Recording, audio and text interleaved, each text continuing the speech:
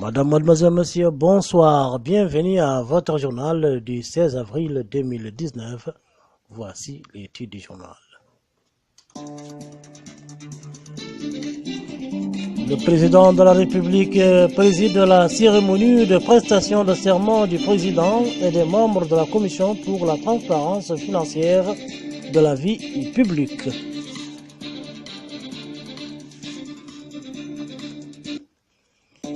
L'Assemblée nationale adopte le projet de loi amendant certaines dispositions du Code des procédures civiles, commerciales et administratives.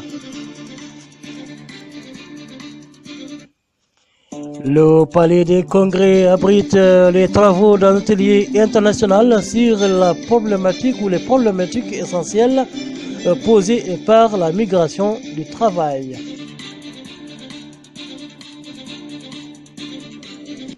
Bonsoir. Nous ouvrons ce journal par le courrier du président de la République, son Excellence Mohamed Abdelaziz, qui a adressé un message de félicitations à Bachar el-Assad, président de la République arabe de Syrie, à l'occasion de la fête nationale de son pays. Le chef de l'État a saisi cette opportunité pour réitérer à son homologue syrien sa détermination à développer et à promouvoir davantage les relations de coopération et de fraternité unissant les deux pays. Le président de la République, son Excellence Mohamed Abdelaziz, a également adressé un message de solidarité et d'affliction à Emmanuel Macron, président de la République française, suite à l'incendie qui a ravagé la cathédrale Notre-Dame de Paris. Voici le texte intégral de ce message. Nous avons appris avec une grande consternation et une profonde tristesse qu'un incendie a ravagé la cathédrale Notre-Dame de Paris, au lieu d'histoire, de religion et de splendides chefs-d'œuvre d'architecture. Au-delà de son caractère emblématique de la France, ce monument patrimoine de l'humanité est un immense trésor de culture et de spiritualité. Espérant que la cathédrale Notre-Dame de Paris sera rapidement restaurée dans toute sa splendeur, je tiens au nom du gouvernement du peuple mauritanien et à mon nom propre à vous exprimer, ainsi que peuple français ami, notre profonde affliction et notre entière solidarité. Le président de la République, son Excellence Mohamed Abdelaziz, a présidé aujourd'hui au palais présidentiel à Nouakchott la cérémonie de prestation de serment du président de la Commission pour la transparence financière de la vie publique, Maître Hussein Ould Naji, président de la Cour suprême et des membres de cette commission.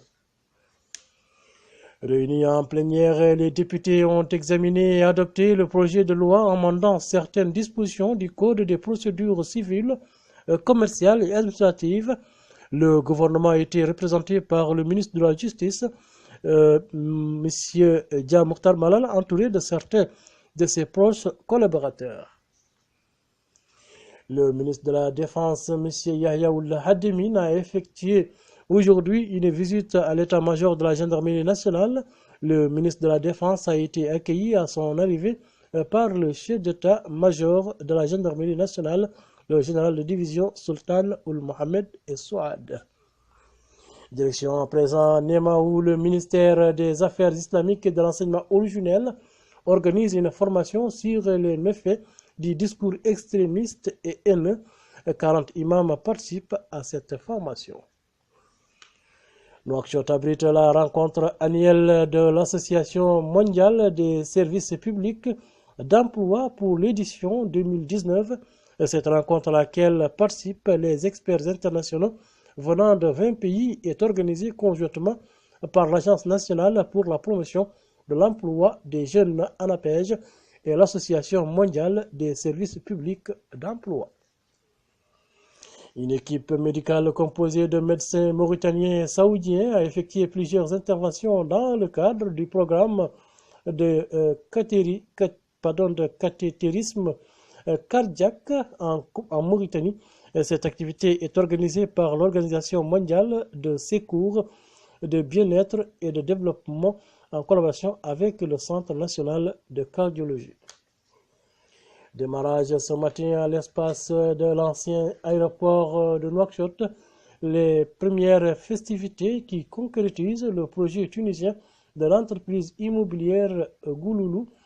C'est au cours d'une cérémonie de prestation de la première villa construite à Nouakchott par cette entreprise en collaboration avec la Société nationale des constructions et des travaux SICOS que les différents responsables de ce projet ont mis en exergue l'importance d'encourager des investissements entre notre pays et la République sœur de Tunisie dans le domaine de l'habitat.